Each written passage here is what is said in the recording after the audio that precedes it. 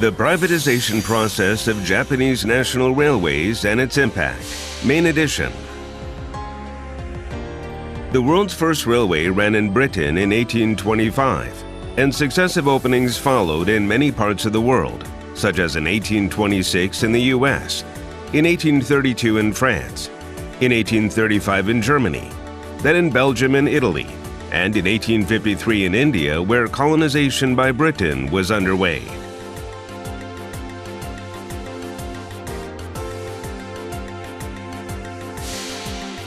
Around 1868, Japan considered it necessary to facilitate economic growth by promoting modernization and realizing smooth transportation between local areas. It was exactly the railway that could play a major role in its attempt to overtake the civilization of developed nations in the West. Thus, the first railway in Japan opened on October 14, 1872, connecting Shimbashi to Yokohama, a distance of 29 kilometers. At an average speed of 32 kilometers per hour at that time, it took 50 minutes from Shimbashi to Yokohama.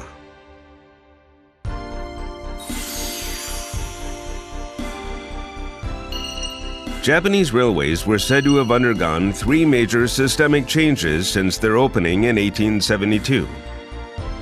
We will look back on the history up to the privatization of the Japanese national railways, the third transformation which is considered to have brought the biggest impact.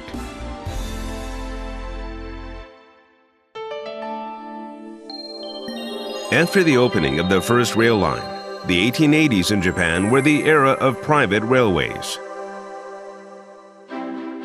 Involvement in the private sector for public works projects was absolutely necessary to build rail networks at that time. Civil wars and rebellions at that time resulted in financial distress, and the Japanese government could not afford a massive investment into railway construction. To find a way out, the government attempted to encourage private participation, to accelerate infrastructure development, and to ease the burden on public finances. Thus came the establishment of Nippon Railway in 1881, Japan's first private railway company. Nippon Railway's development has driven the foundation of nearly 50 private rail operators nationwide. In 1890, the total route length of private railways reached 1,366 kilometers, accounting for 60% of the total, against 886 kilometers of governmental railways.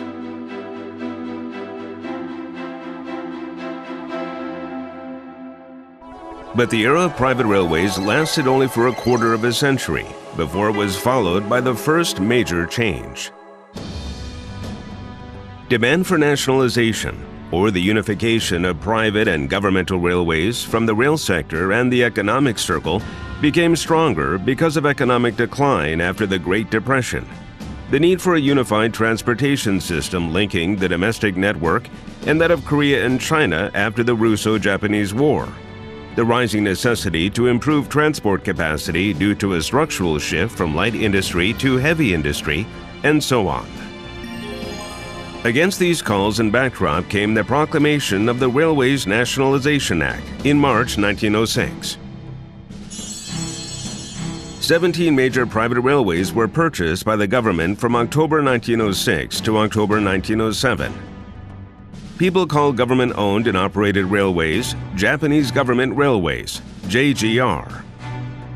Thanks to this, the total length of nationalized rail lines throughout Japan reached 4,806 route kilometers, enhancing transport capacity. Thus, government-owned railways have become a dominant player in land transport as the main artery on the ground.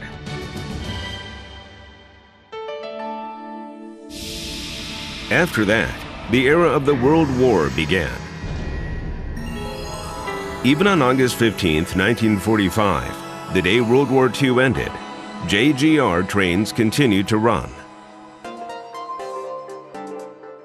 Railways should lead the reconstruction of Japan. JGR went into action under a new mission. However, with the damaged railway facilities and rolling stocks, it was impossible for both passenger and freight transportation to meet traffic demand. Amid such devastation, a series of major accidents took place. Baggage was lost, cargo was stolen, and discussion focused on the nature and moral decline of JGR.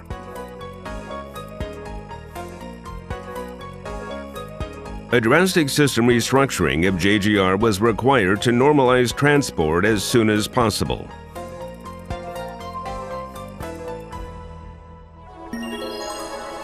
On June 1, 1949, came the second change. JGR was reorganized into a public corporation and founded under the name of Japanese National Railways, JNR. Business operation as a public corporate body meant a fundamental reformation for JGR, which had adopted a method of construction and management by the government. There were, however, several issues which turned out to be problematic later. Although JNR became financially independent as an enterprise, the national government still had decision-making power over management policy, the budget, and fare increases. Its business operation and finances remained under government control. Despite these problems, JNR rode the wave of Japan's high economic growth and completely recovered from the damage of the war.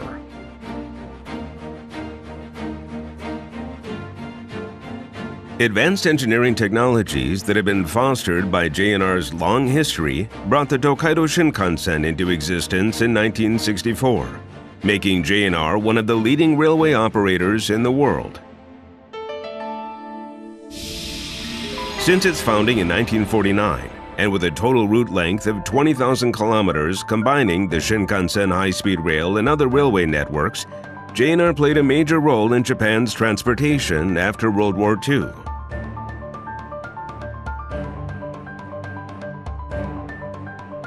However, in those days, high economic growth drove rapid motorization, and air transport made remarkable progress. These changing circumstances were also behind JNR's irreversible decline into an actual state of financial collapse, since it fell into the red for the first time in 1964. In 1987, when reform was implemented, long-term debt totaled 37.1 trillion yen. What caused JNR's management crisis?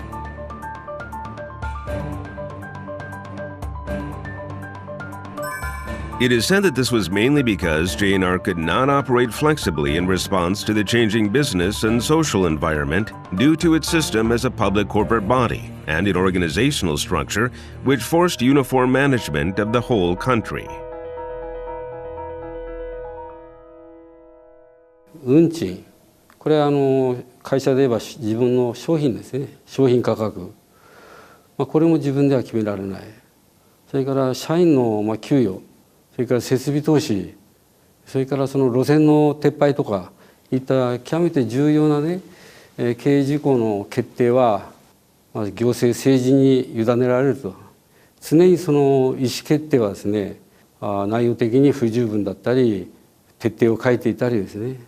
時期が遅れがちということになりまして、そのことがですね、膨大な債務と余剰人員といったものをですね生み出す要因の一つと言われてまして、そして自立ある将来にわたって経営責任体制を講ずるためには民営化という方策が必要とされたと。それからもう一方、その一元的な管理運営といったことを出してね、で地域それぞれの特徴や特性とこういったものを経営にきめ細かく反映できるようにさせるということと、運営する経営のエリアですね、これを競争っていうその条件下の中で分割をして、いわゆる規模の適正化を図っていくと。でそうするためにやっぱり地域分割というですね、方策が必要になるんじゃないかと、こういう考え方だと。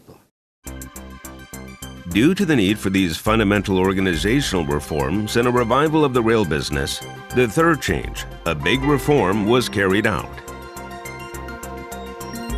The Japanese National Railways Reform Law was established in November 1986. It was decided that J&R was to be divided and corporatized in April 1987.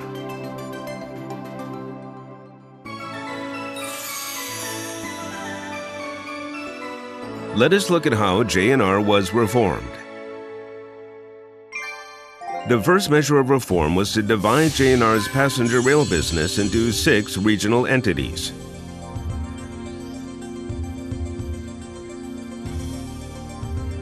JR Hokkaido, JR East, JR Central, JR West, JR Shikoku, and JR Kyushu were created.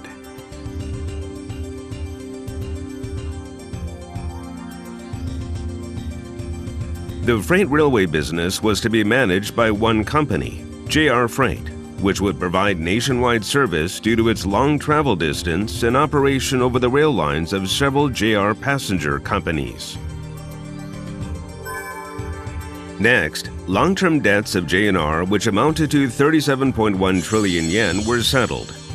25.5 trillion yen of that was transferred to J&R's Settlement Corporation, which took over the rights and obligations of J&R according to the J&R Reform Law, and liquidated through the sale of land owned by J&R and stocks of each JR company.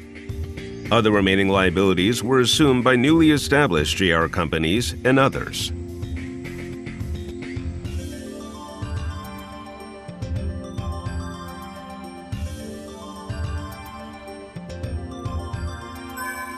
Workforce reduction was also necessary.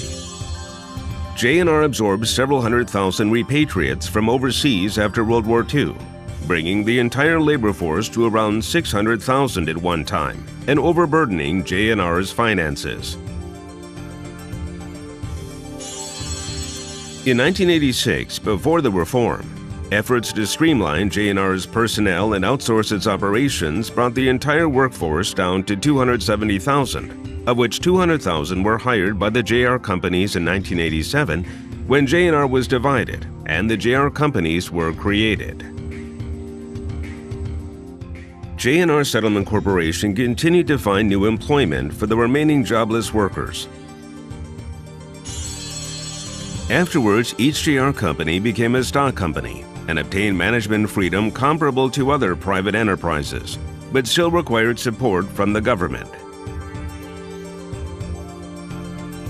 For example, the Management Stabilization Fund, which practically is a state subsidy, was established for JR Hokkaido, JR Shikoku, and JR Kyushu as a compensation scheme for operating losses.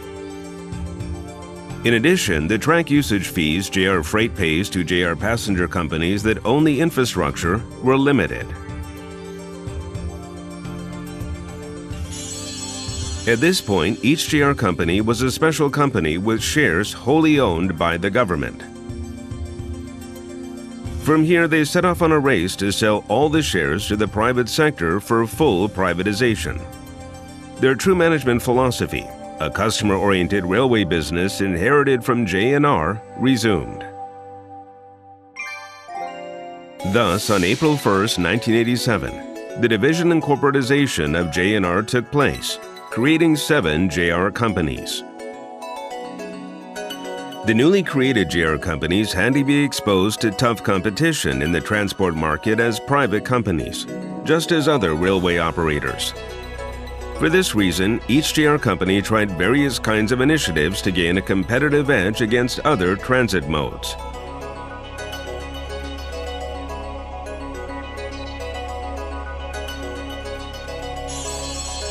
They re-examined their operations, accelerated automation and computerization to dramatically improve productivity, and provided railroad transportation service suited to user needs. They sought to increase transport revenue through enhanced service quality and to reduce costs by streamlining business and increasing efficiency as well.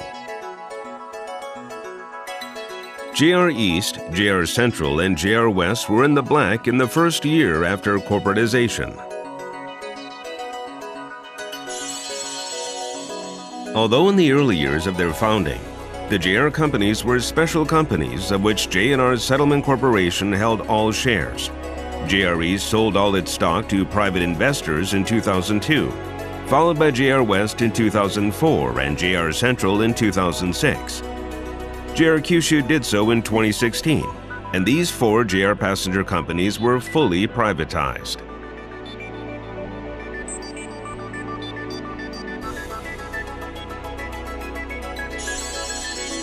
Full privatization removed restrictions on key business matters imposed by the JR Companies Act and further enhanced management autonomy. Though in its later years, J&R was a recipient of as much as 600 billion yen in government subsidies, the 7 JR companies have grown and paid more than 300 billion yen in taxes in fiscal year 2018.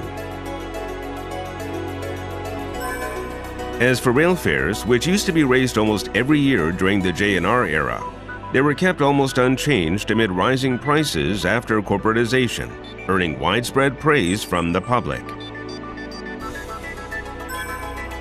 The number of employees of each JR company fell dramatically because of outsourcing, operational review, and other measures. Work done by humans has been modernized and computerized. Automated ticket gates have been introduced, and labor saving in the maintenance work of tracks and overhead contact lines has been progressing. The yearly total of passenger kilometers and ton kilometers, or the total number of rail users and total distance of traveled goods for the 7 JR companies has increased. Thus, many people generally say that privatization improved the situation.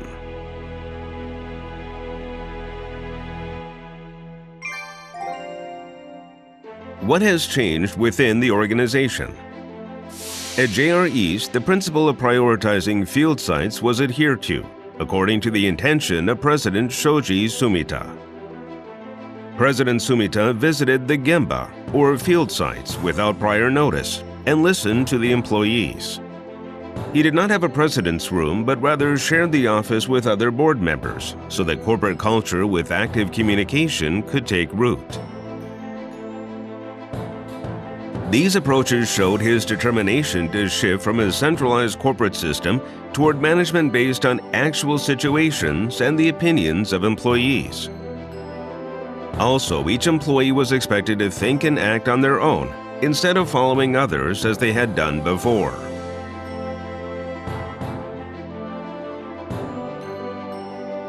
At the actual sites, as part of voluntary activities in their work and customer service, all employees took action to identify challenges in the workplace and come up with creative ways to improve their jobs. These small group activities and suggestion schemes were actively implemented, resulting in positive initiatives on the front line. In addition, some departments and administrative bureaus were abolished and unified to make the structure compact. The change also intended to exclude sectionalism, promoting interdepartmental cooperation. Safety measures also underwent major changes. During the J&R days, passive safety measures were undertaken, with steps taken after an accident.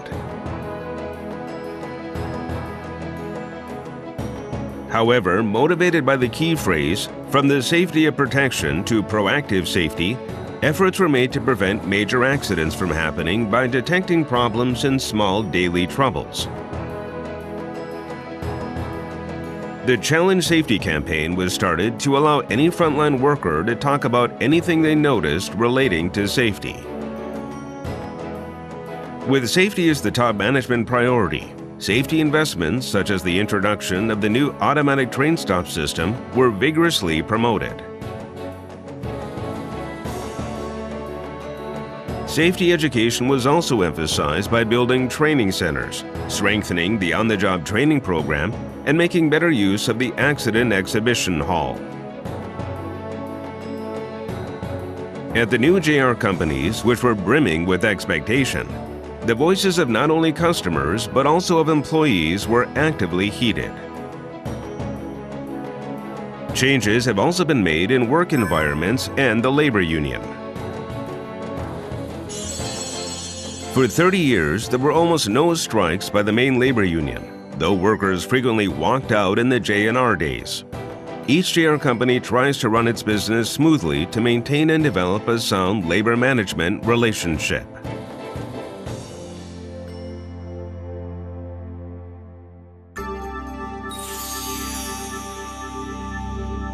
Issues such as undisciplined workplaces caused frequent train service delays at J&R.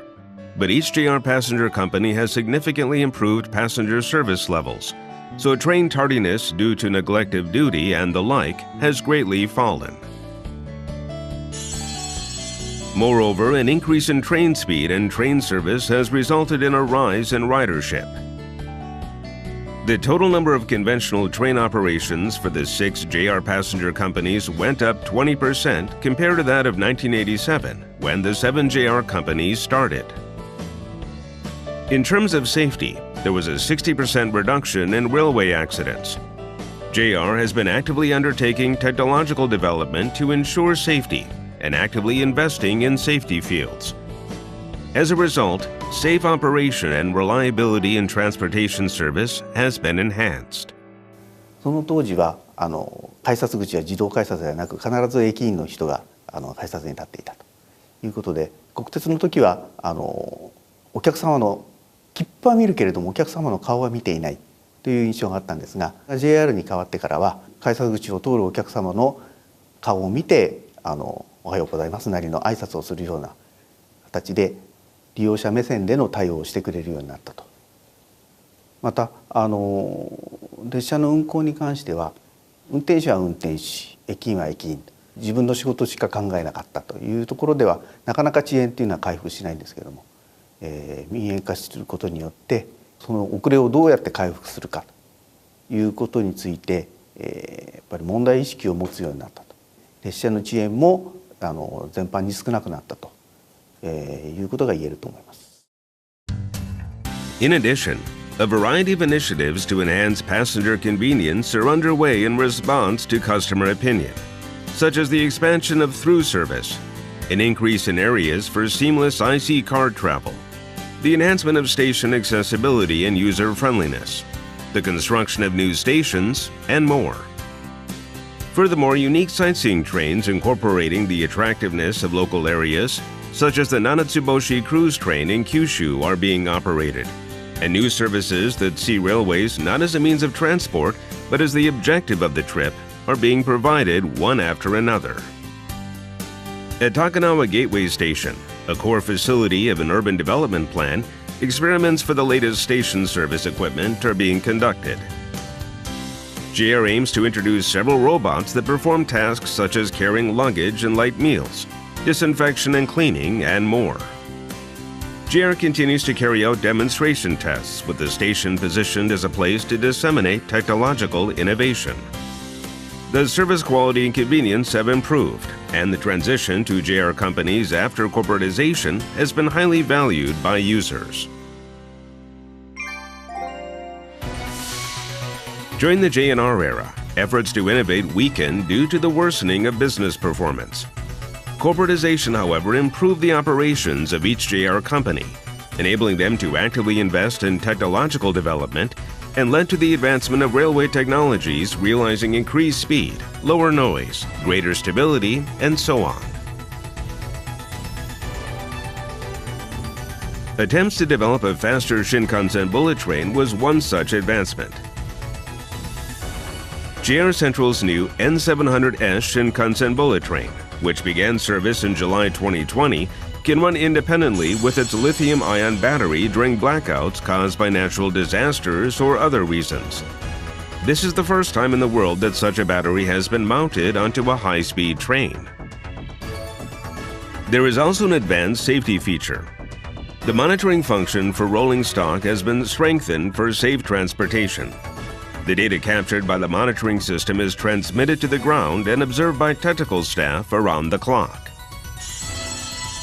The development of a next-generation Shinkansen bullet train has been moving forward with cutting-edge studies, not only to increase speed, but also in pursuit of enhanced safety, such as noise and seismic countermeasures, improvements in comfort such as ride quality, increases in environmental performance, and innovation in maintenance.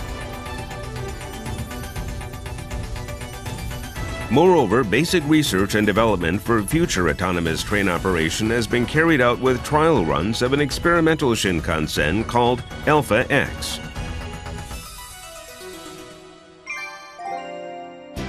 Railway companies have pursued residential area development along rail lines, responding to population concentration in metropolitan areas even after the high economic growth period. Currently, each JR company is again showing increased interest in the development of areas along their rail lines. This is because the railway operator could play a huge role amid the realignment of big cities in response to falling populations along rail lines and the declining number of new residential projects. Development along railroads can induce a concentration of core life-related facilities. JR is expanding new business inside and outside the station. It is especially keen on making use of stores in the station, or Ikinaka shops. JR's desire to increase non-transport revenue and customers' desire to enhance convenience in shopping overlap very well. Railways play an important role in town planning as well. Each JR company is spearheading its own efforts to develop terminal stations in urban centers, staking its future on the effort. Redevelopment projects of station plazas will increase commercial floor areas, and effective incorporation of public facilities will enhance their function as hubs. Extremely high expectations have been placed on JR companies to play a key role in town development. Thus, the weight of non-rail business related to urban development and town planning at each JR company is rising in addition to revenue from rail transport. In 1987, when JNR was reformed and the JR companies were created, non-rail business revenue accounted for about 2.2% of total operating revenue. For fiscal year 2018, JRE's non-transport revenue constituted around 30% of the total.